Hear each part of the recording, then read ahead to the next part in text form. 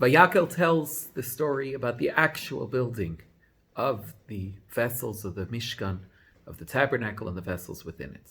The verse says, Vayas Bezalel the Aron, Bezalel made the Aron, the Holy Ark. And Rashi explains, Vayas Bezalel, why does it say that Bezalel made? Because he gave his soul for the work, even more than all of the other wise people there. Nikras al Shemai, that's why it's called by his name. Now, what's bothering Rashi? On a basic level, it would seem Rashi's bothered by what's different about the ark? Why specifically by the ark does it say that Bezalel made it? Bezalel was in charge of all the work of the Mishkan. Therefore, Rashi explains that when it came to this, he put his soul more so than everybody else for the work of making the Aron, of making the ark. That's why it's called by his name. However, the Rabbi asks, where does Rashi get that from? Maybe the simple meaning of Vayas Bezalel is literally that Bezalel is the one who made the ark. Because after all, while there were a lot of people making the different parts of the tabernacle, the fact of the matter is, not everybody can do everything. So there's going to be different things that were done, at least primarily by different people. So even though Bezalel was involved with the making of the tabernacle as a whole, maybe to direct and tell them what to do and how to do it and so on, nonetheless, maybe the Aron, the ark, is the one specific vessel that he took the lead, that he was the one who made himself without anybody else helping him. And that would be the reason, and it would make sense, because Bezalel being the person in charge, the main one of the people making the Mishkan, making the tabernacle and everything in it, would choose the most important vessel, the Holy Ark, to be the one that he takes the lead in putting it together. If that's the case, where does Rashi know that Bezalel didn't actually make the ark? Rather, it was just that this was the one that he took the lead, and therefore the work was called by his name. Also, the verse said, Vayas Bezalel made. Rashi says, he gave his soul al hamalacha, for the work. Why doesn't he say al hasiya, for the act of making it, as with the same language that the text itself used, and he changes to the word melacha, to the word work, instead of asiyah.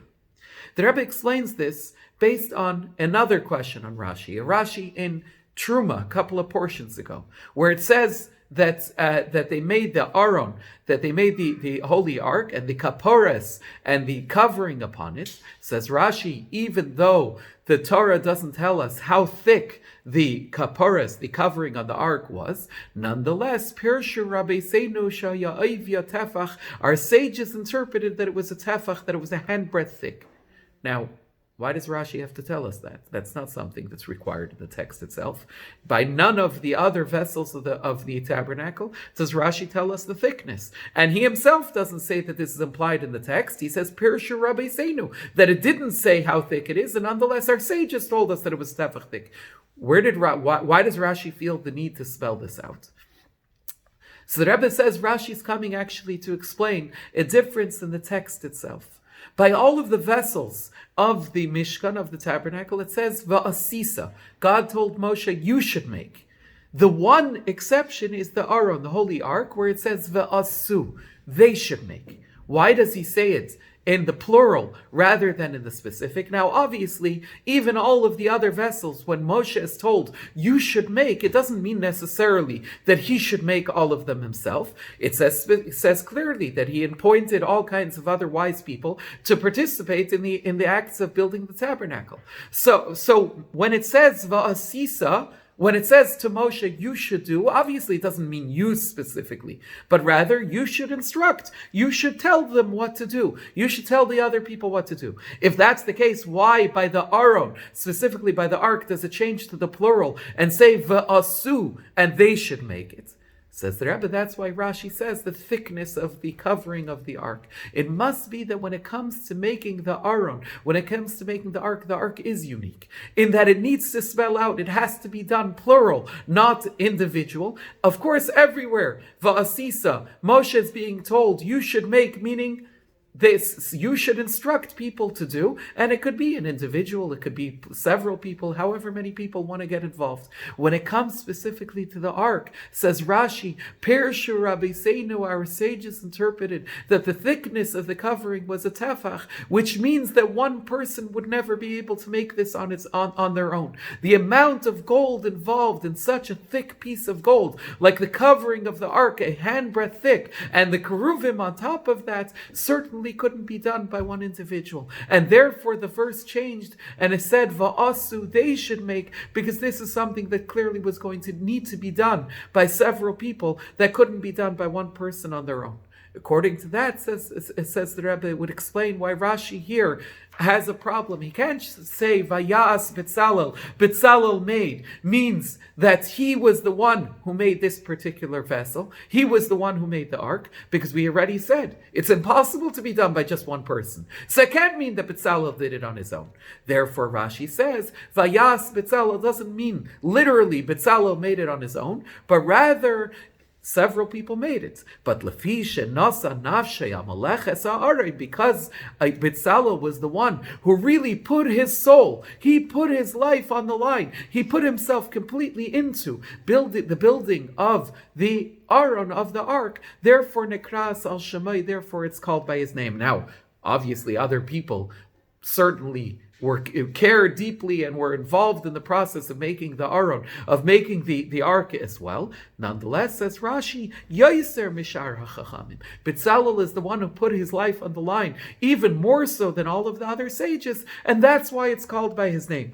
If that's the case, wouldn't Bezalel have been involved in that way in all of the different vessels? Bezalel was the one who was telling everybody what to do. Bezalel was the one who had to understand the process. And while he may not have physically made all of the vessels, certainly when it came to all of the vessels, he was the main one putting himself into the process of understanding and telling them how to do it. So that's why Rashi changes. Instead of saying al-hasiya, on the action of making the Aron, of making the ark, the asiya, to make, implies all of the steps that are involved in making, which means learning about it, understanding how to do it, instructions, all of that. And if that's the case, the asiya, the action, is something that Bezalel would have been involved in more so than everybody else when it came to all of the vessels of the tabernacle of the Mishkan. Specifically, when it came to the Aron, Rashi says al hamalacha. That Bezalel put himself into the work. The work means not just, as opposed to asiya, the act which implies or includes all of the steps of the process, learning about it and defining it, understanding how to make it, giving the instructions and so on. Malacha means the labor itself. Rashi says, what did Nasa Nafshay al HaMalacha, when it came to the Aron, why was the Aron unique? What was unique about the ark, that when it came to it, Bezalel was in charge of all the process by all of the vessels. But when it came to the ark, Nasa Nafshe ala Malacha, he put his soul into the work, the actual making of the tabernacle, of the ark, more so than everybody else. And therefore, Lefikach Nikras al Shemai, therefore it's called by his name. So that explains the technical details of Rashi. What's the deeper message? The Yena Shel Torah, the wine, the spiritual ideas expressed within this Rashi.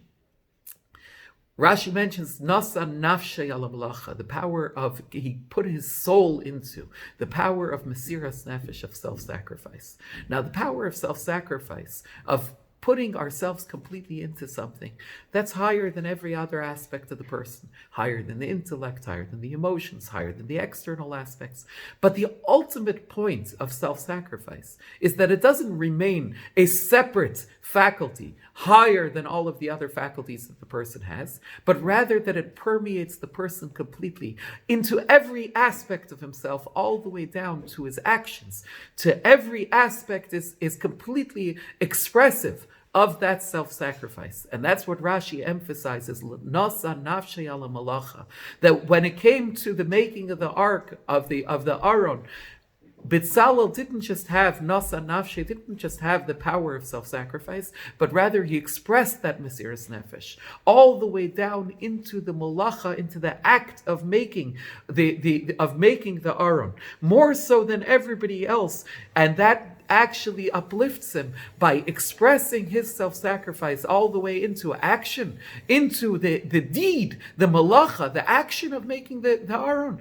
Therefore, he's Yoser Mishara Chachamim. That actually uplifts Bezalel. Not only his action, but even his wisdom, that he becomes wiser than all of the other wise people that are there. The self-sacrifice lifts him up. By expressing the self-sacrifice in his lowest faculty, in the action, that uplifts him, even his wisdom, to higher than all of the other ones that are there. As he concludes, Nikras al Shemai, it's called by his name. Name relates to Keser, which is higher than all of the other, the crown, higher than all of the other faculties of the person. And Nikras al Shemai, by Bezalel expressing his self-sacrifice in action, he uplifts all elements of himself, even to the level of his name.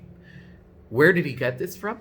Bezalel have this specific quality of self-sacrifice? He got it ben Uri ben Hur. He got it from his grandfather Hur. Who was Hur? Hur was the son of Aaron that put his life on the line, and actually, according to tradition, got killed trying to stop the Jewish people from making the golden calf.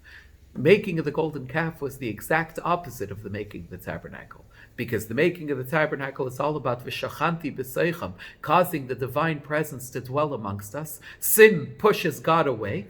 Hur gave his life to stop the golden calf, in other words, to allow godliness to continue to dwell amongst the Jewish people, and therefore his grandson Bezalel got this quality as well. And that's hinted at in the name, Bezalel, the son of Uri, the son of Hur. Uri, from the word light, that in Kabbalistic terms relates to Ze'er Anpin, the emotional traits, or Chachma, the wisdom, the very beginning of the shining of the light within the world. Hur comes from the word a whole, which is Nukva, the recipient, which is the level of Malchus in the Kabbalistic traits, the recipient, the sovereignty expressed within the world. Bezalel is higher than both of those. Bezalel means Betzel Kel, in the shadow of God. That relates, first of all, Kel is the name Chesed, which is the highest, the beginning of the expression of the emotional traits. Betzel Kel, in the shadow of God, is higher than all of the above.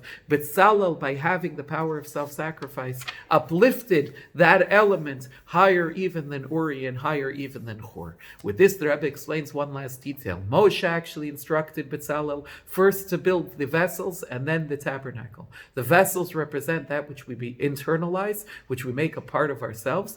The tabernacle represents the makifim, the encompassing elements, the encompassing levels. But Bezalel, in fact, changes the order around and does first the Mishkan, first the tabernacle, and then the vessels. Moshe wanted that he should first make the vessels. He recognized Bezalel's level. Bezalel is on a very high level. He's on a level that he could even uplift the internal faculties, and therefore he wanted him first to uplift the internal faculties and then to focus on the external, to focus on the encompassing elements. Bezalel, though, recognized that despite his own high level, the point is to bring it all the way down to practical reality, and therefore he began first with building the makif, building the encompassing element, the tabernacle, and only then is that able to affect the koiches apnimim, the internal faculties, that they should be elevated, that they should be affected as well.